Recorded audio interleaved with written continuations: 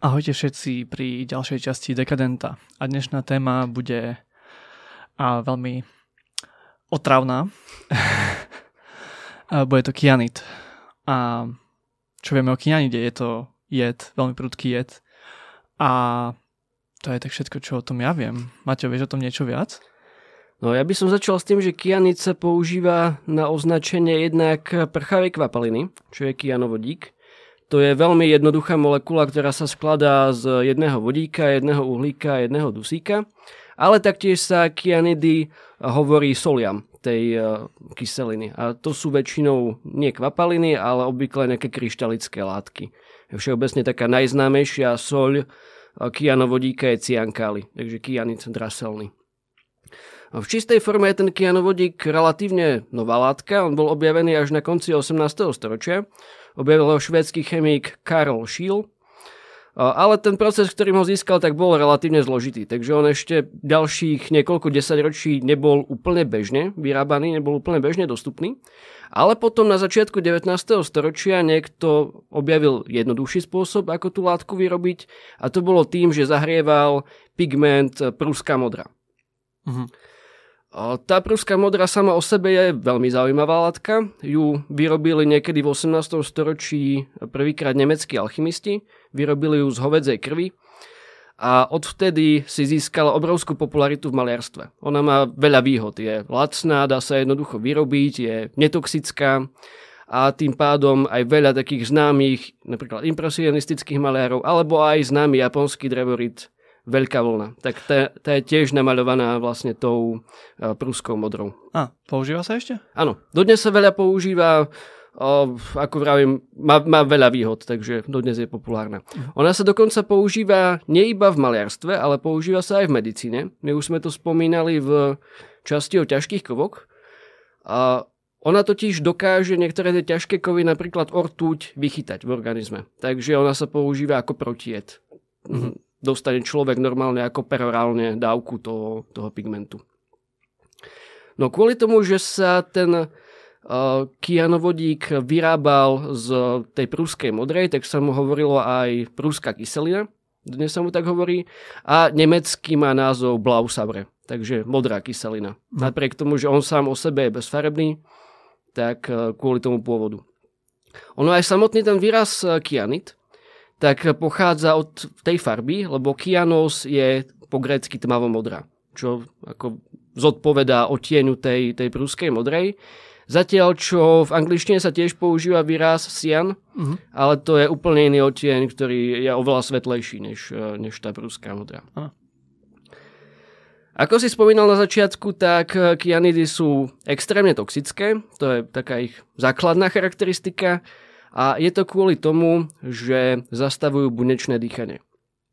Inak povedané, človek ďalej dýcha, nasáva kyslík do pľúc, krv ho ďalej prenáša, proste on vstupuje do buniek, ale v tých bunkách, keď má vstúpiť do mitochondrií a tam sa má tá konečná finálna operácia uskutočniť, že tie mitochondrie z neho majú vyrobiť energiu, tak to nedokážu.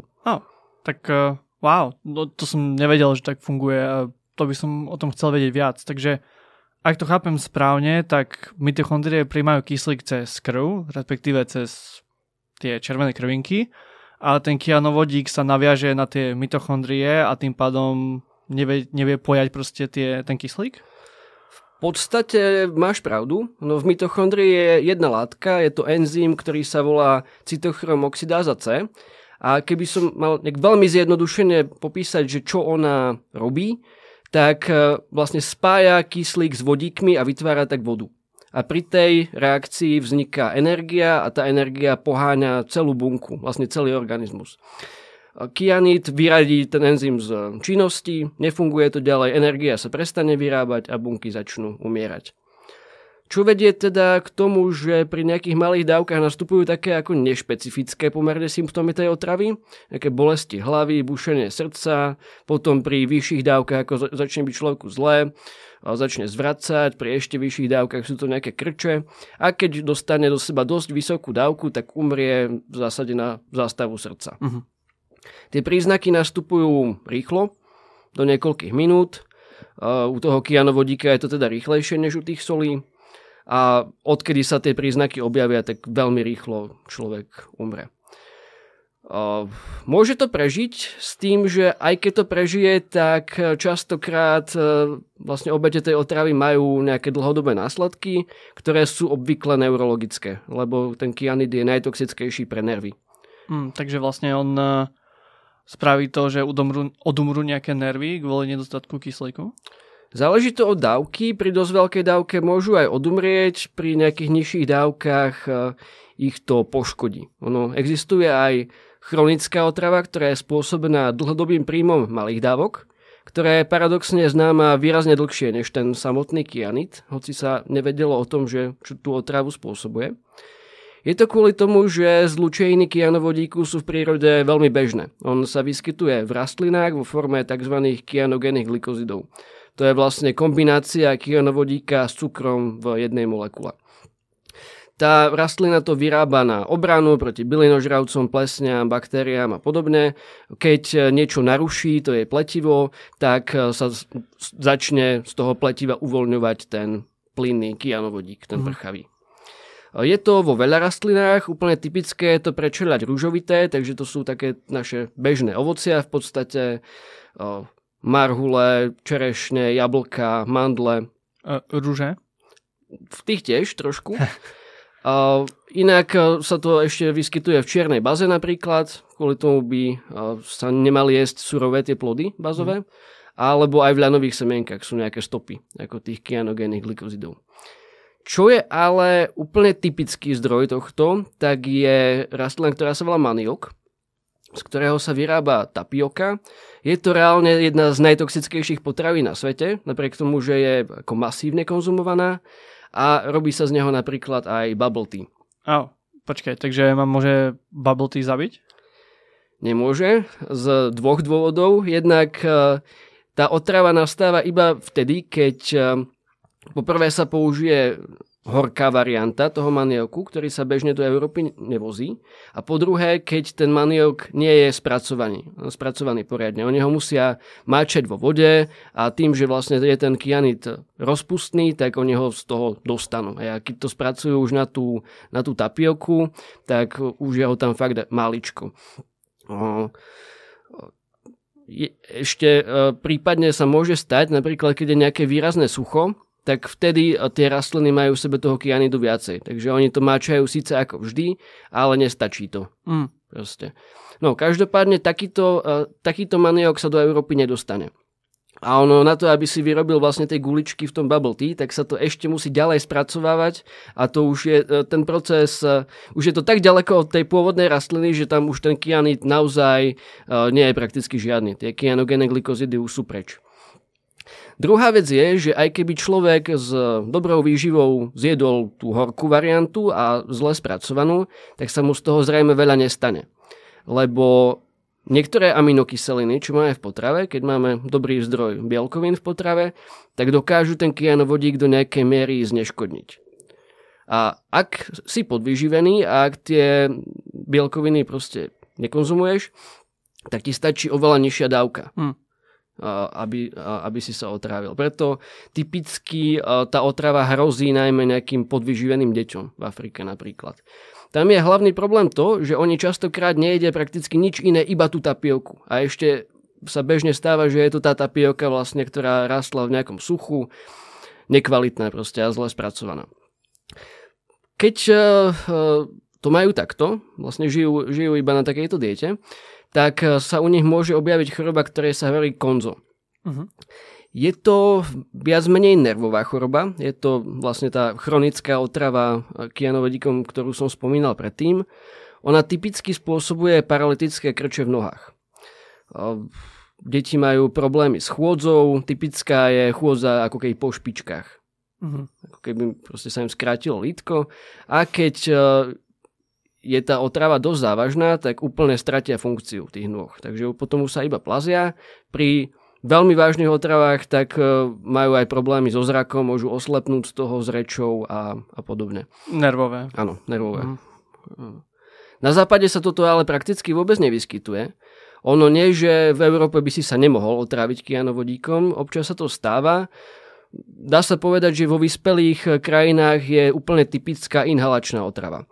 On sa totiž uvoľňuje pri horení niektorých materiálov, napríklad polyuretánová pena, úplne typická, alebo vinyl. Takže keď uvidíš horieť niekde obchod s gramofónovými doskami, tak to je lepšie nedýchať veľmi. Ale na kyanovodík je relatívne bohatý aj cigaretový dym napríklad. Takže u ťažkých fajčiarov môžu byť tiež nejaké príznaky ľahkej chronickej otravy prítomné, čo sú najčastejšie bolesti hlavy, problémy so srdcom a podobne. Okay. Ale v tom cigaretovom dyme je toho toľko, že to vlastne iba prispieva k tomu, k tej celkovej toxicite.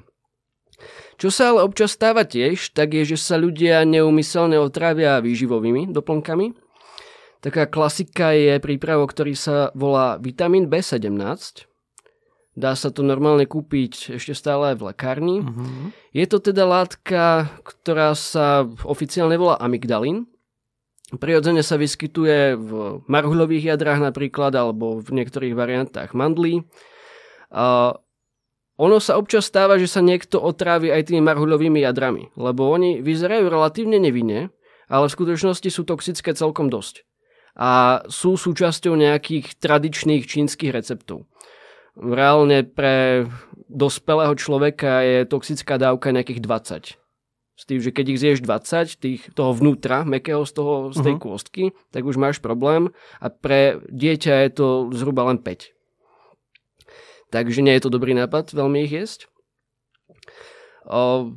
Okrem toho, že sa používa tá látka ako taká v tej prirodzenej podobe, tak v Amerike niekedy v 50. rokoch vytvorili takú zjednodušenú polosyntetickú verziu, ktorá sa volala Laetril a bol to relatívne populárne ako taký alternatívny liek na rakovinu.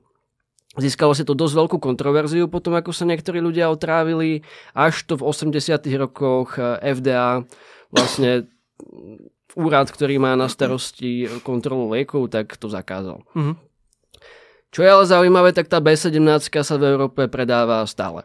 Počkaj, takže ja si to môžem kúpiť a niekoho tým otráviť. Teoreticky môžeš, ale bolo by to hrozne nepraktické, lebo je to jedovaté pomerne málo, takže jedine, že by si do ňoho ako načgal fakt celé to balenie. Tak husu. Ale ono pravda je taká, že ani kyanovodík a jeho zlúčeniny nie sú úplne ideálne na nejakú úkladnú vraždu, lebo majú výraznú horkú chuť. Takže na rozdiel napríklad od arzénu alebo zlúčenín talia, o ktorých sme hovorili predtým, tak si tu pravdepodobne ten človek všimne, že tam má nejaký toxín. Ono jednoznačne najznámejší prípad toho, keď sa niekoho pokúšali otráviť kyanidom, a nepodarilo sa to, je Rasputin. Tomu dali pomerne veľkú dávku do sladkého vína a medových koláčov, zrejme kvôli tomu, aby si ako nevšimol tú chuť. Lenže to vôbec nefungovalo. Takže ho potom museli zastreliť. Čo sa im tiež tak úplne nepodarilo, tak ho nakoniec museli spútať a hodiť do rieky. Ako sa to mohlo vôbec stať, že prežil tú otravu? Sú na to rôzne teórie. Niektorí ľudia vravia, že bol prirodzene odolný, čo nie je prakticky možné, aby ako človek mal takú veľkú rezistenciu proti kyanidu. Druhá teória hovorí o tom, že problém bol práve v tom jedle, do ktorého mu to dali. Že v ňom bolo toľko cukru, že sa ten kyanid vlastne na ňo naviazal a vytvoril to tie kyanogénne glykózidy, ktoré sú oveľa menej jedovaté, ale to je veľmi málo pravdepodobné ako z chemického hľadiska. Ďalšia teória počíta s tým, že Rasputin dlhodobo praktizoval tzv. Mitridatizmus, čo je praktika pomenovaná po jednom antickom kráľovi, Mitridatovi. Ten sa celý život bál, že ho otrávia, tak kvôli tomu užíval pravidelne malé dávky rôznych jedov, aby si na to telo zvyklo.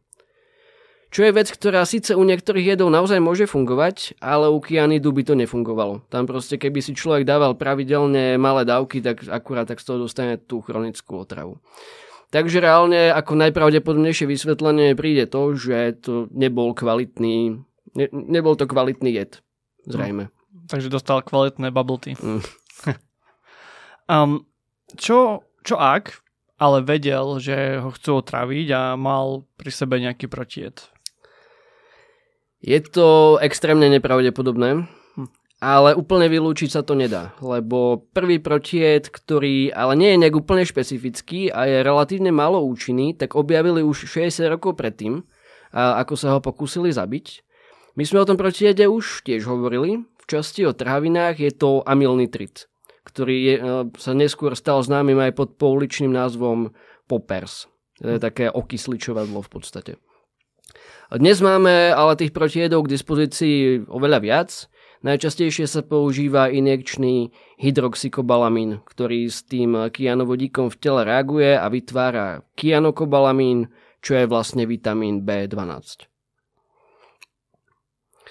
No, ono celkovo populárnejší než na vraždy, tak ten kyanid, alebo kyanovodík a jeho zlúčeniny, tak bolo vždy skôr na samovraždy. Je to rýchla a spoľahlivá pomerne, rýchly a spoľahlivý jed, ale tá smrť rozhodne nie je bezbolestná. Je extrémne nepríjemná a extrémne bolestivá.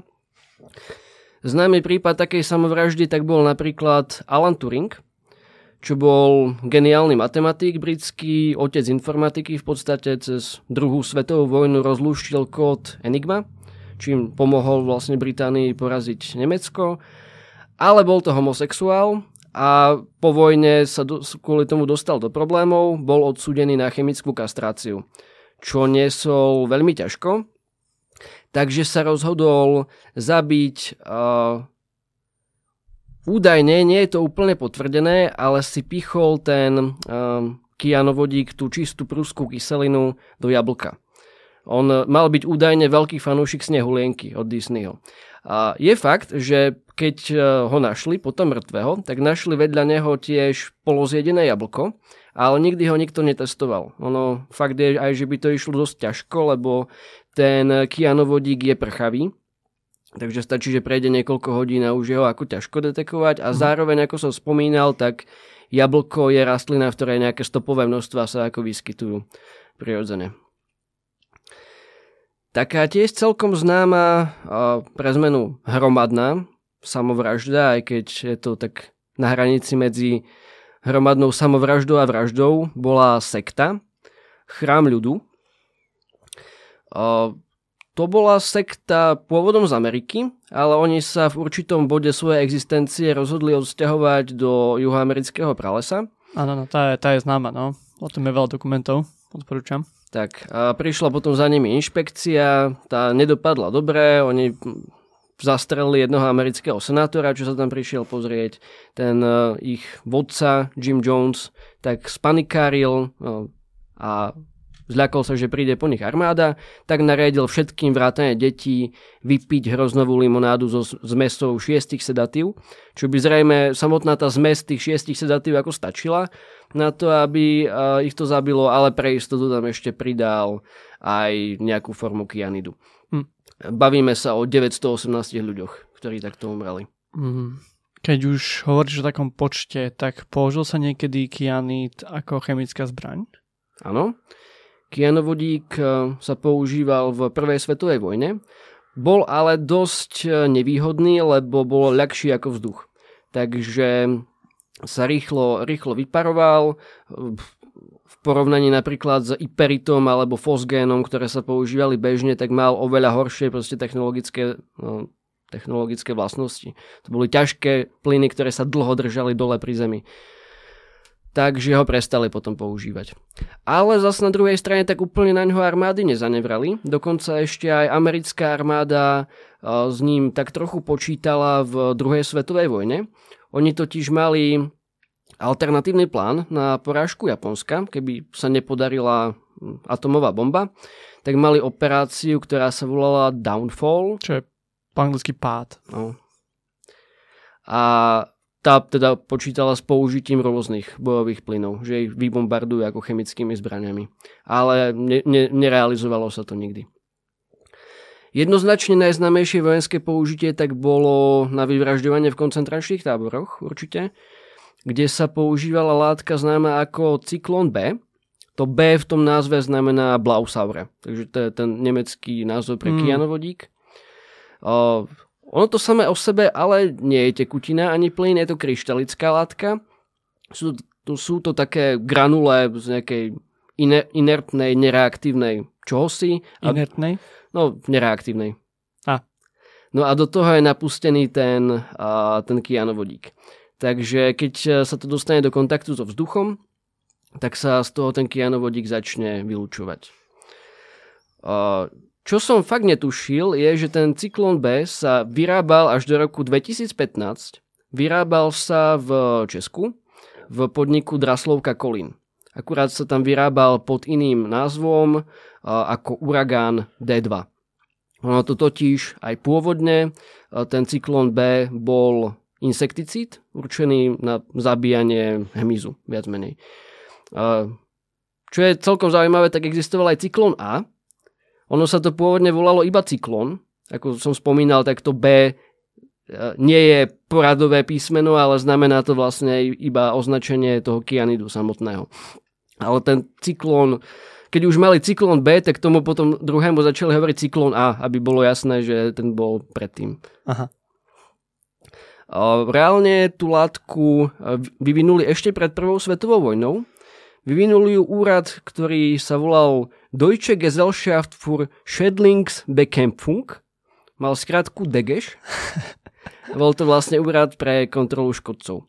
Akurát, že po prvej svetovej vojne aj kvôli tomu, že Nemci ten kyanovodík používali ako chemickú zbraň, tak im tú výrobu zakázali. Takže to potom zase obnovili až tesne pred druhou svetovou. Ono všeobecne ten názov cyklón dnes nie je dobrý marketing, hoci niektoré firmy sa napriek tomu stále občas rozhodnú ho použiť, ale spravidla z toho majú problémy potom. Napríklad ho použila, alebo britská značka športového oblečenia Umbro tak spravila radu bežeckých topánok Cyklón, ale museli to potom premenovať. Ale suverene najväčší experti sú Francúzi, konkrétne francúzska firma IPC, ktorá vyrábala rovno Cyklón B, čo teda nebol úplne nejaký spotrebný tovar ako tie topánky, bol to veľký priemyslový odmasťovací prístroj. A to B malo znamenať biodegradable, ako rozložiteľné v prírode. Keď sa to dozvedela francúzska židovská obec, tak bola absolútne zhrozená z toho a v zásade ten rabín sa vyjadril, že buď sú to úplne neuveriteľní ignoranti a idioti, alebo sú strašní cynici. Ale tak či tak, ako to nie je dobré a určite by to mali premenovať. Tak oni to potom teda premenovali.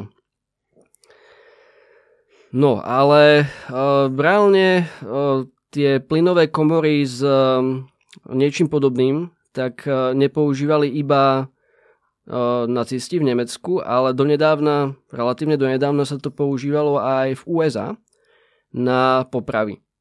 Ono, tam majú tých foriem popravy veľa. Dneska jednoznačne dominuje smrtiaca injekcia. Ale robili aj toto. Nebolo to nejak populárne. Boli ďaleko menej tých ľudí, tak bolo popravených. A zatiaľ posledný bol v roku 1999. Ale nepodarilo sa mi zistiť, že či ho popravili teda tým kyanovodíkom alebo nejakým iným plynom. Každopádne nejaký expert sa vyjadril, že to bola tá najdrahšia, najkomplikovanejšia, najnebezpečnejšia a najnehumanejšia forma popravy. Takže proste celé zle. Prečo najdrahšie? Ja som myslel, že keď sa to vyrába ako nejaký pesticíd, tak to nemôže byť nejak ako extra drahé. To presne neviem. Podľa mňa nešlo ani tak o cenu toho samotného kyanovodíka, ale o cenu tej plynovej komory a celého toho vybavenia okolo. Aby to bolo realizovateľné vôbec. Zrejme. No, kyanovodík alebo jeho zlúčeniny sa každopádne stále používa ako pesticíd, byť ten uragán D2. Je to výhodné ho tak používať, lebo obvykle ho stačí malé množstvo a neostáva v prírode. Takže to, čo bolo nevýhodné na použitie ako chemické zbrane, tak je naopak veľmi výhodné ako pesticíd. On je síce teda toxický pre všetko, aj pre rastliny do nejakej miery, ale keď ho použiješ proste nejak rozumne, tak je ďaleko lepší, než proste DDT napríklad, alebo nejaké také tie možno aj modernejšie pesticídy. Čo je ale oveľa horšie pre životné prostredie, tak je iné jeho použitie, ktoré sa robí od konca 19. storočia a to je ťažba zlata. On totiž kyanovodík dokáže to zlato rozpustiť. No počkaj, ale tak vravel si, že je výhodné ho použiť ako pesticíd, lebo neostáva v prírode, ale potom je horší pre prostredie v rámci tej ťažby zlata? Tu sú dva problémy v podstate s tým. Jednak je toto množstvo, že keď sa používa ako pesticíd, tak sa ho používa trochu. Ale keď sa používa na ťažby, tak to sa bavíme o obrovských kvantách, ktoré tam dávajú. Druhá vec je, že on s tým zlatom vytvára ten rozpustný komplex a zlato síce za normálnych okolností jedovaté nie je, ako jasné, môže si dať aj jedlé zlato, jak to zvyknú robiť niekde v Dubaji napríklad, tak? Steak potretý zlatom. Hej, napríklad. A to je kvôli tomu, že ono sa vôbec nerozpustí v tebe. Lenže keď máš tú rozpustnú formu, tak ona je silne jedovatá. A sú nejaké potvrdené prípady otravy tým zlatým kyanidom, vlastne tým komplexom a vyzerá to, že tá látka je výrazne jedovatejšia než samotný kyanovodík. A ešte je tam ako bonus toxicita toho zlata. Aj drahšia. Tak to tiež, áno. Čo sa už teda dneska nerobí, je to také skôr historické použitie, tak sa kyanovodík dával do harpún na lov veľrýb. Tam v takej harpúne ho mohli byť až 2 unce, čo je zhruba nejakých 60 gramov. Ale bolo to príliš nebezpečné. Jednoducho pre človeka je spoľahlivo smrteľná dávka nejakých 200 mg plus minus. V tej harpúne bola proste dávka pre 300 ľudí. Takže tým pádom dneska už by sa veľryby teda loviť nemali, ale používajú tí veľrybári explozívne harpúny. A prešli na tie explozívne, lebo mohli otraviť to mäso tým kyanidom? To ani tak nie. Ten kyanovodík je prchavý, takže kým by sa to mäso dostalo k nejakým spotrebiteľom, tak on už by tam viac menej nebol, ale boli tie harpúny nebezpečné pre personál, ktorý ich obsluhoval.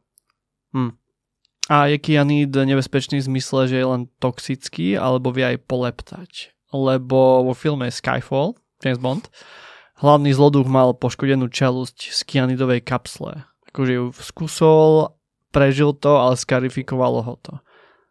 A ešte vraví, že vie roztapať zlato, tak... Poleptať to nemôže. Ono to síce je kyselina, ale je reálne veľmi slabá. Je to porovnateľné s kuchynským octom zhruba. To, že vie roztápať to zlato, to funguje na inom princípe trochu.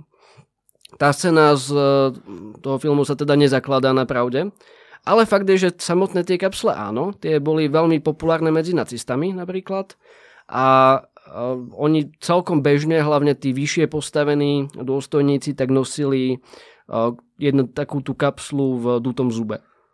Vyvrtanú proste dieru a napríklad sa takto zabil aj Heinrich Himmler, ktorého chytili v nejakom zajateckom tábore, identifikovali ho, lenže kým ho stihli predviesť pred súd, tak on prekusol tú kapslu a bolo po ňom. Rovnako sa kyanidom, konkrétne tou prúskou kyselinou, zabil aj Goebbels, aj celá jeho početná rodina. Ono je vlastne celkom ironické, že tí nacisti sa potom zabíjali rovnakým jedom, ako poslali na smrť tých Židov všetkých. No, ako som už ale spomínal, tak tie zlúčeniny kyanovodíku nie sú ideálny jed na nejakú nenápadnú vraždu, lebo majú veľmi výraznú chuť. Tie soli ako také síce žiadny pach nemajú, ale v žalúdku, keď sa stretnú s kyselinou, tak z nich vznikne ten kyanovodík, ktorý ťa reálne otrávi a ktorý je cítiť. To je častá taká proprieta v detektívkach, Agatha Christie a podobne, proste, že vyšetrovateľ odhalí podľa typickej mandľovej vône z úst obete. Áno, musíte nasať tú ořechovú vôni jader. Môžem sa otraviť, keď zjem veľa mandly? No, teoreticky, ale tie sladké mandle, ktoré sa bežne predávajú, tak obsahujú minimum tých kyanogénnych glykozidov. Existuje potom varianta horké mandle, ktoré ich môžu obsahovať relatívne vysoké množstvo a otráviť by si sa mohol, tie ale ako bežne dostupné nie sú. A fakt je, že aj tak sú pravdepodobne toxickejšie tie marhuľové jadierka. Čo je ale celkom zaujímavé, tak je, že napriek tomu, že tie mandle môžu toho kyanovodíka a jeho zlúčenín obsahovať celkom dosť a že má takú tú typickú mandľovú vôňu, tak tá mandľová vôňa tých mandlí nie je spôsobená tým kyanovodíkom, ale inou látkou, ktorá má úplne inú chemickú štruktúru, nie je toxická, fakticky sa vlastne používa ako umelá mandľová aroma, ako základ čerešňovej príchute a podobne. Je to benzaldehyd. A vďaka tomu, že vedci na to prišli, že tieto dve látky majú úplne inú štruktúru, ale napriek tomu tá ich vôňa je veľmi podobná, tak dneska oveľa lepšie chápeme, ako funguje čuch. Lebo bola taká zažitá predstava, že tie čuchové receptory vnímajú vlastne tvar tej molekuly. Ale fakticky oni vnímajú skôr jej vibráciu. Wow. Každá molekula má nejakú ako energetickú vibráciu. Hej, znie to strašne ezo, ale je to fakt, je fakt tak. Takže ten čuch je v zásade tým, ako funguje podobný sluchu, ktorý tiež funguje na tej vibrácii. Ona tá teória nie je úplne nová, pochádza ešte z nejakých 30. rokov, vtedy sa vedci na tom smiali, ale dneska už je to relatívne dobre potvrdená ako záležitosť. Ešte nevieme o tom veľa, ale je vysoko pravdepodobné, že to proste funguje nejako takto. No a keď už sme pri tej vôni, tak pekne vonia a ešte krajšie kvitne aj ďalšia rastlina bohatá na tieto látky a to je hortenzia. Latinsky hydrangea. Tá bola populárna v bulvári okolo roku 2014, keď gang tínedžerov na severe Francúzska kradol tie hortenzie zo záhrad a potom ich fajčili. A bavilo to nejak? Robilo to niečo? No, údajne, aspoň podľa toho bulváru, tak to malo mať efekt podobný konope, čo zrejme asi úplne nie. Ale v skutočnosti nasleduje ľahká otrava, nasleduje pridusenie. Vieme ale, že aj pridusenie môže byť psychoaktívne, dokonca až halucinogénne. Áno, presne tak. Holotropy, ktoré sú vlastne založené na praktikách, ktoré vymysleli Inuiti, ľudia z ďalekého severu, Eskimáci, kde nerastú žiadne psychoaktívne rastliny. Takže oni sa museli vlastne týmto spôsobom zabaviť. Áno. Nemali na výber, no, chudáci. No. Dobre. Tak sme skončili pri Inuitoch túto tému. Áno, jemne sme odbočili, ale je to všetko. Bola to divoká cesta.